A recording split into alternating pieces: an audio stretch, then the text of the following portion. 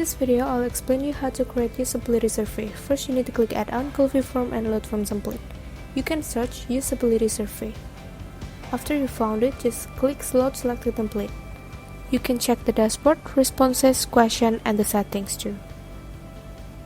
After you refresh the page, click fill form and then get link, and then just click continue. Choose your account and then click advanced, go to fill form, and then click allow.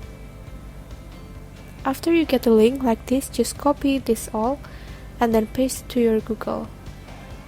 And then the form is ready to use. You can also edit the questions. For example, I want to insert a new row. For example, I use question type text and then just copy and then change the questions. For example, name like this. So it will show like this.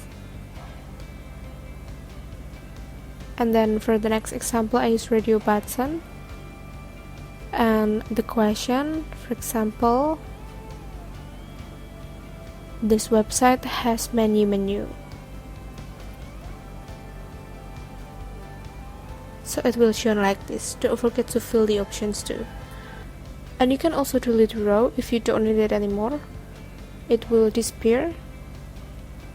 Also, you can change the background color of your form, so it will change instantly. You can also change the style of the title.